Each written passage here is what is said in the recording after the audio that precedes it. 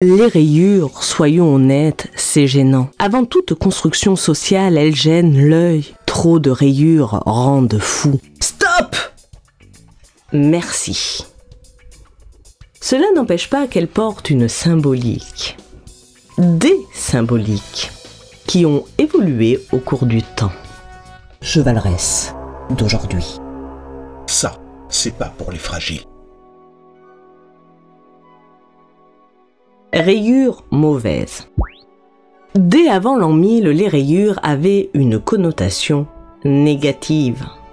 Ne porter des vêtements rayés que les exclus. Bâtards, serfs, bouffons, bourreaux. Parfois aussi les lépreux et les prostituées, les juifs.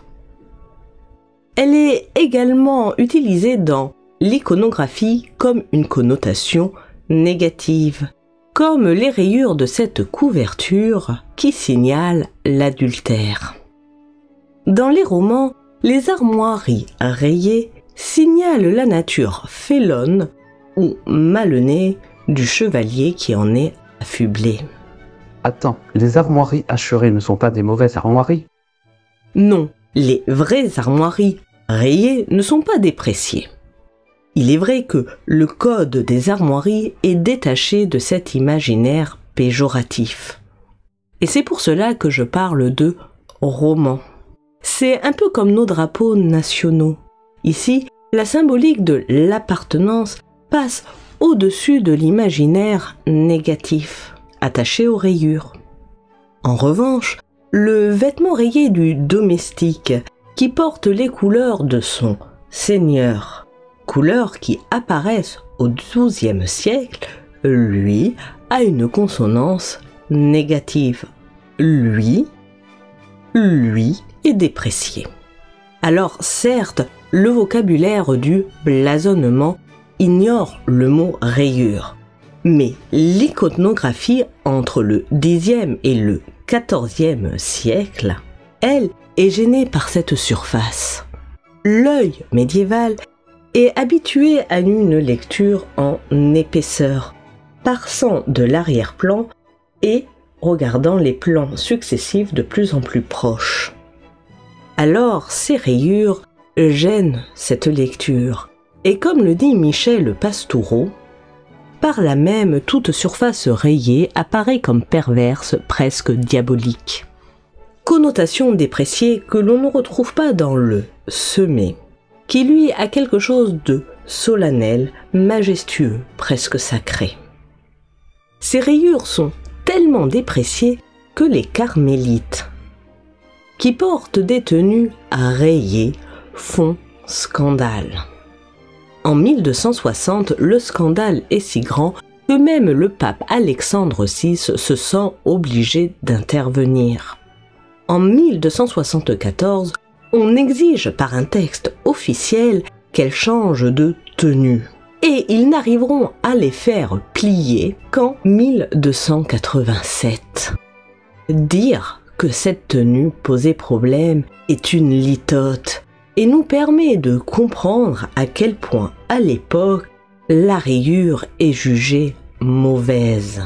Donc, les rayures suscitent la méfiance. Elles signalent une personne aux mœurs mauvaises. Et comme, dans la culture médiévale, la partie vaut toujours le tout, cette méfiance s'étend à tout ce qui est tacheté ou rayé, notamment les animaux tels que les zèbres. Et cette croyance va persister au fil des siècles. Au XVIIIe siècle, par exemple, la bête du Gévaudan avait la réputation d'avoir le dos zébré. Rayures sauvages. Comme tout élément porteur d'imaginaire, la symbolique s'enrichit au cours des siècles. À la rayure mauvaise s'ajoute la rayure sauvage. La faute aux Vénitiens qui, au XVIe siècle, aiment habiller leurs esclaves en provenance d'Afrique noire de vêtements rayés. Et la mode va prendre toute l'Europe.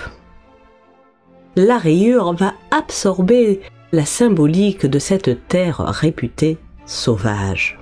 La rayure ne symbolisera pas seulement l'Afrique, ne symbolisera pas seulement ce qui est sauvage, mais tout ce qui est exotique, tout ce qui est encore à l'état de naturel, tout ce qui transgresse l'ordre social et culturel établi. Cependant, ce nouvel imaginaire ne va pas faire disparaître la rayure domestique, la rayure mauvaise. Elle s'y ajoute. La rayure verticale. Comme s'ajoute l'idée d'une rayure aristocratique au XVIe siècle. Enfin, à condition que les rayures soient fines et verticales. Peu à peu, elle deviendra la rayure romantique. Les rayures horizontales resteront des rayures serviles. Ces rayures verticales redeviendront à la mode au XVIIIe siècle, portant un idéal révolutionnaire. Elle deviendra même un élément de la propagande révolutionnaire française. Certains rêveront même que tous les Français portent un même costume, un costume rayé aux couleurs de la France. Et ça deviendra un symbole de modernité. Mais là encore, le nouvel imaginaire s'ajoute aux imaginaires précédents. Elle ne l'efface pas. Les prisonniers ou les déportés par les nazis en sont la preuve. Bien des siècles après la rayure médiévale, on les affuble d'un costume rayé. De même, le costume rayé est associé aux marins, gens de basse condition, réputés pour être de mauvaise vie. La marinière n'est portée que par les matelots, les simples hommes d'équipage. D'abord jaune et violette au XVe siècle, elle prendra les couleurs qu'on lui connaît aujourd'hui, bleu, blanche ou rouge, au XVIIe siècle. Mais alors, comment cette rayure est-elle devenue un symbole de villégiature que tout le monde porte à la plage? La rayure hygiéniste. Au XIXe siècle, la plage est promue par les mouvements hygiénistes. Un esprit sain dans un corps sain.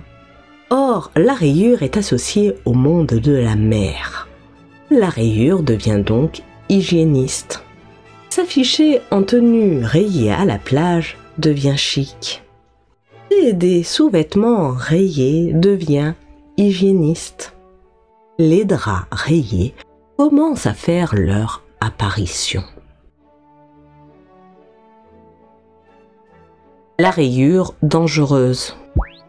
Alors, si porter des fines rayures verticales est chic, si porter des rayures horizontales est estival. Le moindre faux pas, des rayures trop contrastées ou trop larges, irrémédiablement dans la vulgarité. Pire, en dehors des terrains de sport. Tu sais pourquoi les Yankees gagnent toujours, Franck? Parce qu'ils ont Mickey Mantle? Non, parce que les autres équipes sont fascinées par les rayures de leurs maillots. Regarde bien. Elle pourrait faire peser un doute sur votre personne. Regarder comme de simples rayures peut faire passer un élu du peuple à un potentiel mafieux. Et quand bien même les rayures, aujourd'hui, ne désignent plus le diable, elles continuent à symboliser le danger.